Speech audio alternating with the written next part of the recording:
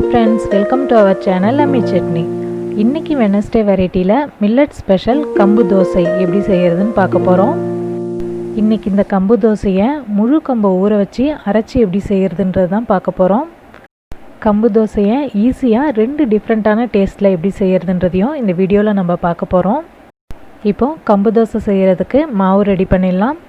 அதுக்கு 2 ஆழாக்கு கம்பு, 2 ஆழாக்கு நார்மலாக நம்ம யூஸ் பண்ணுற இட்லி அரிசி, 1/2 ஆழாக்கு முழு உளுந்து, 1/2 ஸ்பூன் அளவுக்கு வெந்தயம். இதில் தண்ணி விட்டு 2-3 தடவை நல்லா வாஷ் பண்ணிவிட்டு அதுக்கப்புறம் தண்ணி ஊற்றி 5 மணி நேரம் வரைக்கும் ஊற வச்சிடலாம். கம்பு ஊறுறது கொஞ்சம் லேட் ஆகும், அதனால தான் நம்ம அதிக நேரம் ஊற வைக்கிறோம். கம்பும் அரிசியும் ஊறினதுக்கப்புறம் கிரைண்டரில் சேர்த்து தேவையான அளவுக்கு தண்ணி விட்டு தோசை மாவு பார்த்து அரைச்சிக்கலாம். மாவு அரைக்கும் போதே தேவையான அளவுக்கு உப்பும் சேர்த்துக்கலாம். அரைச்ச இந்த கம்பு மாவு சீக்கிரம் புளிக்கிறதுக்காக நம்மக்கிட்ட ஏற்கனவே அரைச்சி வச்சுருக்கிற இட்லி மாவோ தோசை மாவோ இருந்ததுன்னா அதுலேருந்து 2 கரண்டி அளவுக்கு இதில் சேர்த்து நல்லா கலந்து விட்டுடலாம். சப்போஸ் நம்மக்கிட்ட பழைய மாவு இல்லைன்னா இந்த கம்பு மாவை ஓவர் நைட் புளிக்க வச்சு அடுத்த நாள் காலையில் தோசை போட்டோன்னா சரியாக இருக்கும். கம்பு மாவு சரியாக புளிக்கலைன்னா தோசையில் லைட்டாக கசப்பு தெரியும். கம்பு மாவில் 2 கரண்டி பழைய புளிச்ச மாவு கலந்து வச்சதுனால மாவு நல்லா புளிச்சிருக்கு. இப்போது மாவை நல்லா கலந்து விட்டு கம்பு தோசை போட்டுடலாம். இதில் வெந்தயம் சேர்த்து அரைச்சிருக்கிறதுனால தோசை நல்லா சாஃப்டாக இருக்கும்.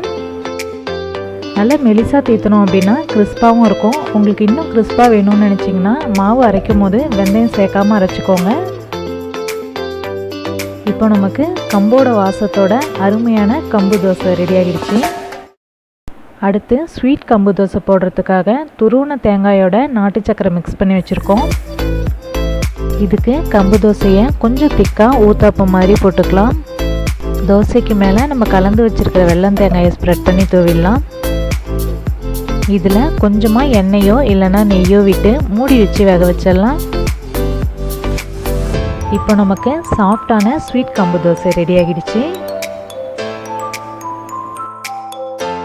இது மாதிரியே மீதி இருக்கிற வெல்லம் தேங்காய் மிக்ஸ்லேயும் கொஞ்சமாக கம்பு மாவு சேர்த்து நல்லா கலந்து விட்டுட்டும் நம்ம தோசை போடலாம், அதுவும் நல்லாயிருக்கும்.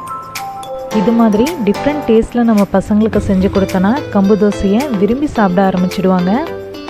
ஸ்வீட் கம்பு தோசை போடும்போது எண்ணெயை விட நெய் விட்டோன்னா நல்லாயிருக்கும். வெல்லம் தேங்காவை மாவோடையே மிக்ஸ் பண்ணிட்டதுனால இதை நம்ம திருப்பி போட்டுடலாம். இப்போ நமக்கு ஹெல்த்தியான டேஸ்டான கம்பு தோசை ரெடி ஆகிடுச்சு. இன்றைக்கி மில்லட் ஸ்பெஷலில் நம்ம பார்த்த இந்த 2 விதமான கம்பு தோசையும் உங்கள் எல்லாருக்கும் பிடிச்சிருக்கோன்னு நம்புகிறேன். ஹெல்த்தியான இந்த கம்பு தோசை ரெசிபி உங்கள் ஃப்ரெண்ட்ஸ்க்கெலாம் யூஸ்ஃபுல்லாக இருக்கும்னு நினச்சிங்கன்னா மறக்காமல் இந்த வீடியோவை ஷேர் பண்ணுங்கள். தேங்க்யூ.